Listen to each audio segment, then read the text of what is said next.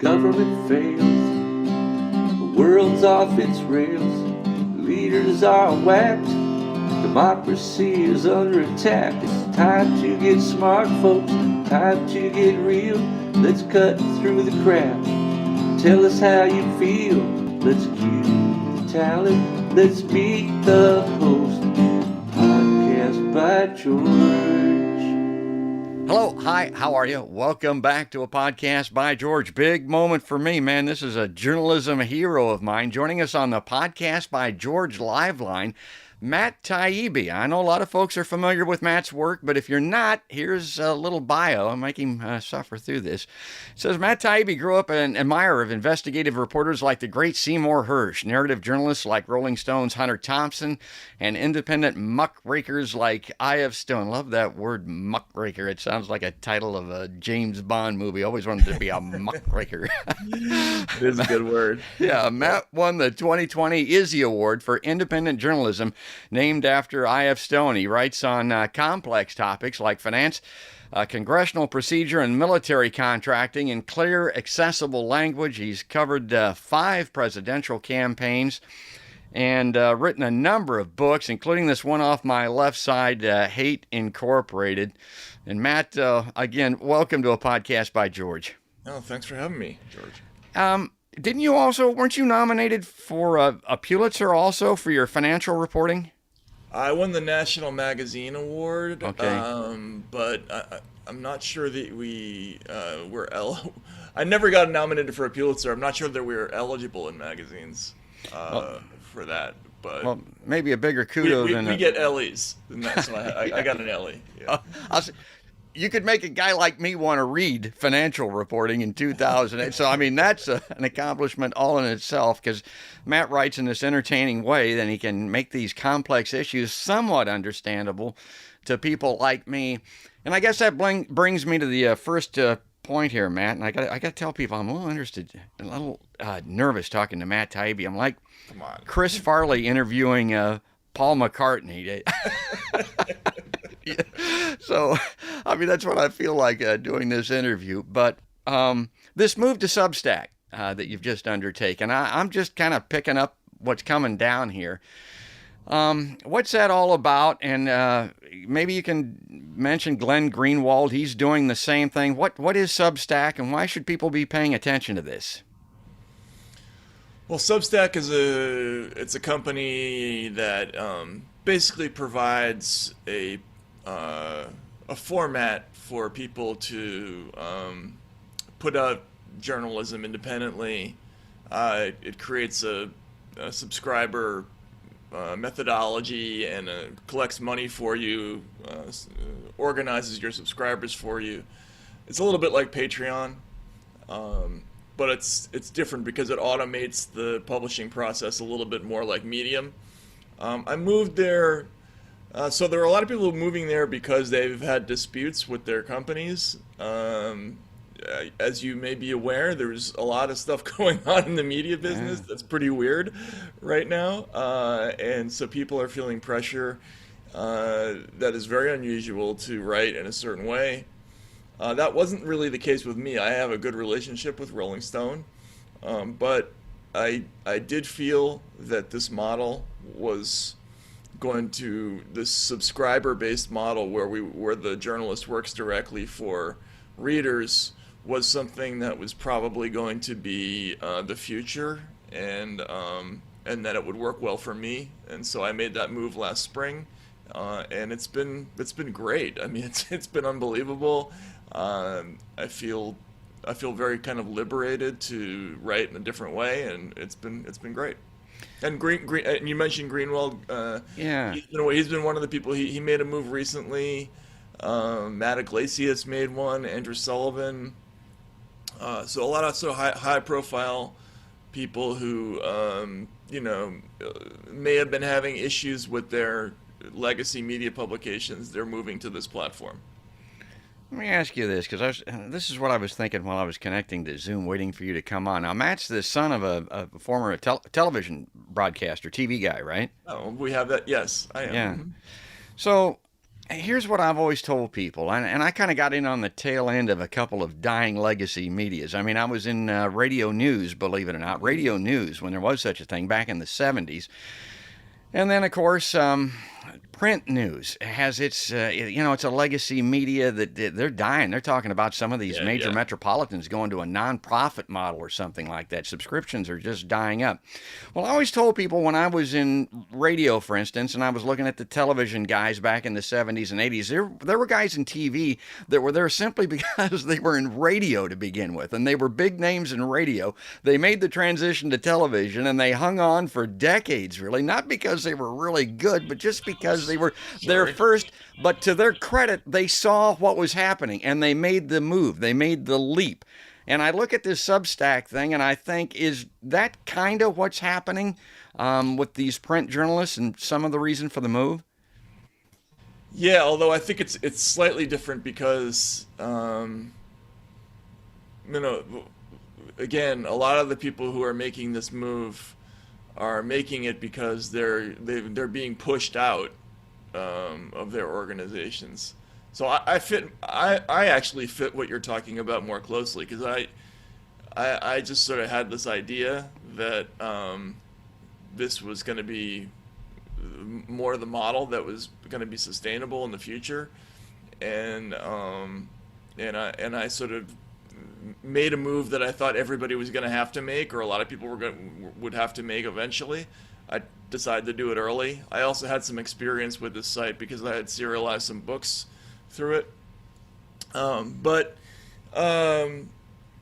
Yeah, there are going to be a lot of people who are going to be leaving, I would say, sort of traditional legacy media, and they're going to be trying a whole bunch of different things. Whether it's podcasting or setting up their own news organizations or trying things like Substack or Patreon, because the reality is that the old legacy media model, the revenue model just doesn't work for the old legacy media anymore, unless you're kind of owned by a wealthy billionaire who has who wants to run a media project for reasons or for influence. It doesn't exist anymore. So a lot of people are making that move because, they can see the direction the wind is blowing. Let's fast forward a little bit, because this is great history. And Matt's book, Hate Incorporated, really is kind of a history of the media. And the way that I've always put it in just a layman's understanding of what, because people wonder what the hell is going on with the media and with the election, and the right's looking at the left. They think they're crazy. The left is looking at the right, and they think they're crazy. My Rosetta Stone, Matt, has always been Ronald Reagan. I look at that fairness doctrine, and Reagan came to power when I was involved in that. We had the fairness doctrine. It was somewhat effective, but Reagan was a guy that had come up through the media. He was a darling of the media types, even the Democrats at the time, because of his background. They gave this guy a lot of slack. They called him the great communicator. I used to look at that and say, man, he's not that good. I'm telling you, I'm in this business, and Ronald Reagan is not that great of a communicator. And then I saw something in my days at WHO that was really an eye-opener. He used to come and visit us. I used to get to see the guy, and I would tell people, anybody that would listen to me, it wasn't my beat, politics, so I couldn't do it on the air, but I said, that guy's Meshuggah.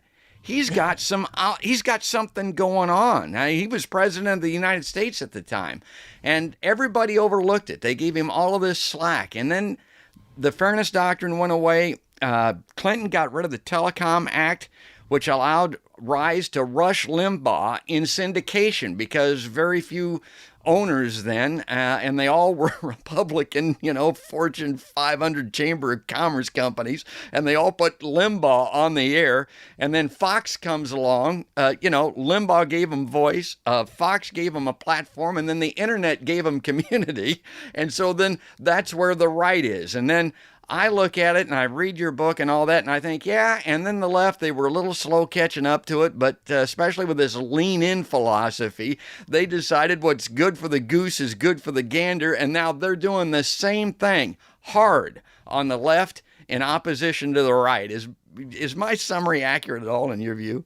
Yeah, I think you pretty much got it. there's been this like mode of thought both in politics and in media. When the Republicans first started to do well with like lots of these new techniques, whether it was electing a media figure, right, like Reagan, who was the first, and he also incidentally the first union president ever elected, although he was more of an Yeah, anti-union Union guy. Buster. Yeah, but there was also the idea of having a congressional opposition that did not cooperate at all with the other side, and was completely confrontational, both publicly and privately. Like the Newt Gingrich Congress, the innovation of using the media to decimate your enemies politically, whether that was Anita Hill or whatever. The Democrats, it's funny, there was a debate I think that went on, like, do we fight this or do we copy this, right? And I think what ended up happening is that the people who decided that the best way forward was to copy it, they won that battle. And so what we've seen is, what Fox News used to be the only thing of its type on television where they were actively selling political slant to try to corner audience. And now if you turn on MSNBC, it's basically the same product. It just obviously different politics. And then the Democratic Party has adopted a lot of the strategic techniques of the 80s and 90s Republicans. And yeah, I think that's very noteworthy that phenomenon took place. I got to mention, I want to share this with you because Matt's, he's a media guy. He's a fan of movies and music like I am. I always tell people, Matt, it always reminds me of the scene. I don't know. I suppose you're a fan of this somewhat. The movie Casino. I don't know if you remember this scene with De Niro when he's talking to his slot manager that just got his machines rolled 3 times in a row, and he tells this guy, he says, "You're either too dumb or you're in on it, and either way, you can't work here." That's right. And I look at these media outlets and I think the same thing. Now, here's a good example. And, I'm watching MSNBC and CNN more than I do Fox, certainly. But as an example, isn't it significant? Why doesn't anybody think about the fact that Meet the Press, which has, got its own issues, they never have anybody from the left on, even from their own platform, their own channel. They don't put, Chris Hayes or Rachel Maddow on Meet the Press as a panelist very often, if it ever. And the reason is, I think they know that that's not real news, that those people are not unbiased, objective observers, and they know that, but I'm not so sure the viewers know it. Pro wrestling style version of the news that's hyper politicized and openly more of an entertainment product than a news product. That started to happen in the last 10 years, and most people just didn't object to it, right? It was presented to a lot of people as this is the way we're going to do things from now on. It's better for us business-wise and politically. We have to be more aggressive in taking on the Republicans or whatever it is. And I understand that logic, but if you're a lifetime news person, that a lot of people should have felt more uncomfortable by it. Like I know some of the very old timers from business who were people who are my mentors, and they just can't watch this stuff anymore. Like it like offends them. So yeah, you're right. I think they know. Was the lean in thing part of that? Was that, remember when they started promoting that? Is that when they really got vociferous, when they really came after the right, or was it already underway well before that? I don't know. I really think this was a decision that kind of happened spontaneously in the middle of 2016 in the summer, especially. Because MSNBC had always marketed itself as we're the people who are going to sometimes police Obama's left flank a little bit So we're going to do a little bit of a few stories here and there on, maybe you're using drones too much, or maybe the surveillance thing isn't so great, or we'll talk about war crimes. Then they just stopped doing that, and then there was this slow decision to kind of not cover Hillary Clinton in a negative way. Not that she needed to be covered in any way that was commensurate to how you should have covered Donald Trump, but they just stopped doing anything that was negative. And that all happened pretty quickly in the summer of 2016. It felt like to me. Let's talk about current politics a little bit because, that's what was going on then. This particular election, on election night, again, I'm not watching. I'm like one of the old guys that Matt was talking about. I just can't stand to watch that stuff anymore. So I'm watching via the internet. Right. Useful Idiots, or your guys' live stream anyway, there with the Rolling Stone. My God, what a panel that you had. First and foremost, I want to mention that. The people that were on that thing that night, my God, that was great. That was cool. Aaron Yeah. Maté was on there. I'm a big fan of his. Marianne He's been on my Williamson show. was on. Yeah. Yeah. Yeah, Thomas Frank. Oh, God, and Jimmy Dore, who I'm a big fan of. I love that stuff. Of course, Katie Helper, she's a regular part of the show. All those folks that were on there. But I got to tell you, Matt, you scared the pajabbers out of me because I was watching it. I got kind of duped. I feel embarrassed because I thought the math, didn't really work out for Biden. I went to sleep that night convinced, and then I checked early in the morning and I saw the Wisconsin results, and I realized that it was a mistake. But yeah, we're in a new world, and in the pandemic environment with all these mail-in votes, I guess Yes. we have to look at this differently. Well, and I wanted to bring it up to really your most recent article in Substack, and a lot of people now are starting to analyze these results, look at the exit polling, and I want to read the first paragraph here and get you to comment on this. You said that in an irony that he is humorously ill-equipped to appreciate, Donald Trump, by losing, may have gained something for the Republican Party bureaucracy that he took such pleasure in humiliating 4 years ago. A future. Believe it or not, a lot of people are looking at this and thinking, okay, it looks like Trump's going to lose, but it looks like the Republicans may have won. Yeah, so they, and this I think is a consequence of the Democrats making a decision decades ago that they were going to stop relying on union money and stop being fundamentally a labor party, although they were never really that, but they really relied upon unions for fundraising and for organization. They stopped doing that after the Mondale blowout in '84. They started taking money from Wall Street, and they became kind of more this professional class party that got money from the same sources Republicans did. And that opened a door.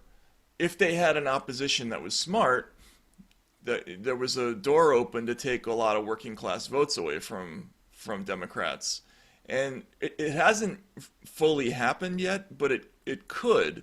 And what I see, when I cover the elections, is that, clearly from a class perspective, the upper class, professional class people who live in big cities and have cosmopolitan lifestyles, they tend to be Democrats. The people who have higher educations, who've spent a lot of time traveling abroad, all of those things. And increasingly, it's people who live in small towns, who have jobs, where they work with their hands, or, those folks tend to vote Republican. Labor used to be uniformly voted Democratic. Bernie Sanders talks about this all the time. He's like, in his neighborhood, where I grew up, everybody was poor and everybody voted Democratic, right? Like that was, and those patterns are changing. And when I wrote that article, people misinterpreted that as me saying that I think the Republicans are a working class party.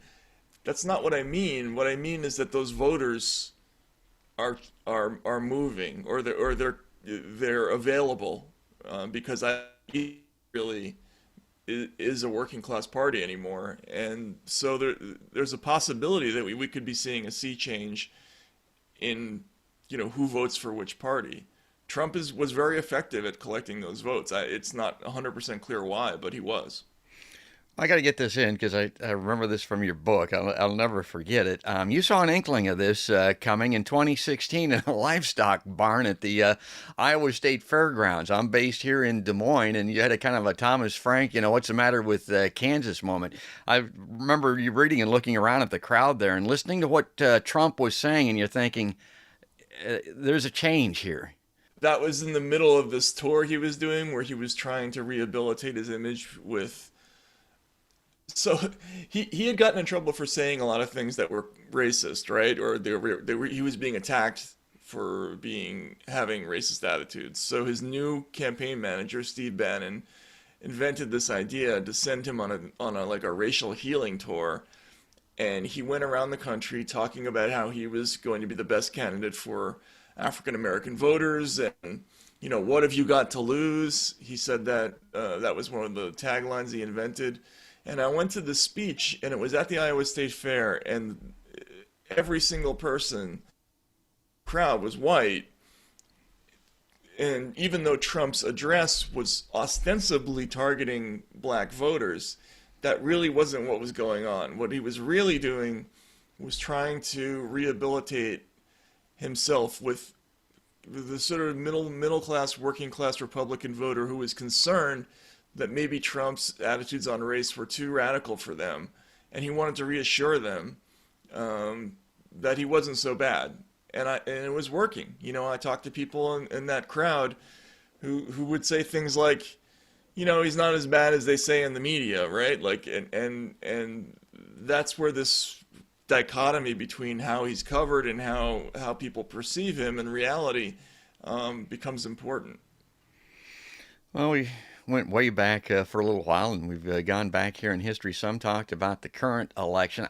Just to wrap up here, as far as the future is concerned, this election just passed, Matt, and I'm not a Biden fan at all. I voted for the dude, and again, to go into my little movie analogies, if folks remember in The Godfather, Sollozzo, you remember him when he kidnapped Tom Hagen?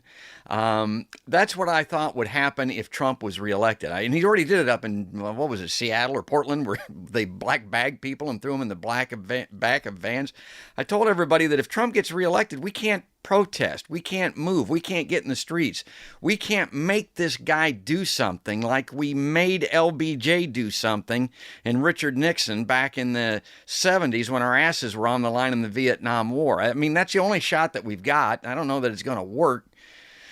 But so I held my nose and grabbed my toes and voted for Joe Biden. And Iowa was supposed to be kind of a swing state, so I thought it was kind of important to do that. As it turns out, we were solid red, didn't make any difference at all. The Electoral College means you might as well throw my Biden vote in the street. Now, I know that your writing is so great. You referred to it, Matt did, that it was like a vomit milkshake, having to choose between these two. I'll never forget that either. That stuck in my mind forever for a number of reasons. But, Matt, look into the future now as to what you see with Joe Biden's presidency. I see this guy, and I think what Chris Hedges was talking about not too long ago. He said, this could be seeding the ground for a Christian fascist to come out of the right, to come out of the Republican sector. Somebody not like Donald Trump, somebody that has real religious fundamentalism, somebody not like Trump that has real charisma and can really get people to come on and really change things in what he calls a Christian fascist way. Do you think we're seeding the ground here? Do you think that we'll be able to move Biden?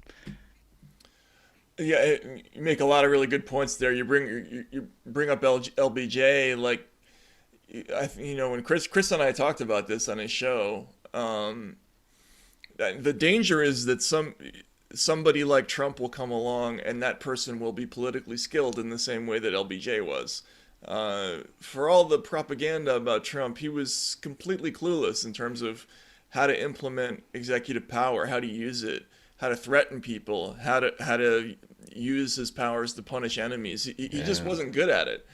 He might have talked a lot about it, but he was totally ineffective, which is probably a very good thing. But the next person won't be right. There'll be a person who will be competent, and will know how to use the tools that are available. And I think one of the things that I think a lot of Americans don't realize is that we've been gradually giving the president a lot of power, since maybe the Bush years. Executive power has vastly expanded, the ability to go to war without having to ask Congress, the Yeah. ability to classify things, to keep secrets. So you get the wrong person in office, and instead of being clueless Donald Trump, who spends most of his time, flipping on Fox News and tweeting, you get somebody who's really good at this. That's when you have a problem. And it's what I worry about with Biden is that this party is not sufficiently concerned about the consequences of losing all of those middle American votes. Like they're so out of touch with the people who live between the coasts, that I really worry that they don't know what's going to happen if they don't do a little bit better for those people. And yeah, so that is a real worry. Like, I don't see a whole lot of evidence that Joe Biden is going to be the figure that's going to help reroute that political phenomenon in the right direction. And yet he can, to a great extent, as Matt mentioned. These executive powers have been expanded as such, and Trump just proved it, that if Biden wants to, he can step in here and not only unwind what Trump has done to a great extent, he can actually do some things, particularly on climate and war in Yemen and Afghanistan and places like that, and improve things himself if he chooses to do that. And if he doesn't, folks, it's not hard to, I mean, we got to do what we got to do. I mean, we did it before and we're going to have to do it again. Well, Matt, we're out of time. I got to wrap up here. I want to give you last word to talk about anything that you want to, either something that you've just posted, written, maybe let people know how to follow you and subscribe on Substack and all of that. But take us out here. Yeah, you can read me at taibbi.substack.com. I'm also on www.rollingstone.com. I do a podcast with Katie Halper called Useful Idiots that comes out once a week. And yeah, I'm in all those places. And thanks so much for having me on. I really appreciate it. It's been fun talking. So let me know whenever you want to do it again. That's great, folks. That's Matt Taibbi on the podcast by George Liveline. And if you like my podcast, I mean, we're trying to get these video podcasts. We got a big following on Facebook, but I'm trying to boost a little bit on YouTube. And of course, the audio podcasts have always done well on iTunes and places like that. But please go to podcastbygeorge.com, subscribe to the platform that you'd like, and you'll get each and every episode. But that's going to wrap it up. Matt, just let me say thanks again, pal. It was a big moment for me. No, great. Thank you, George. And let me know when it's up, and I'll tweet it out. That's great. But for right now, folks, we're going to wrap it up. That's all there is. And there ain't no more. That's another podcast by George.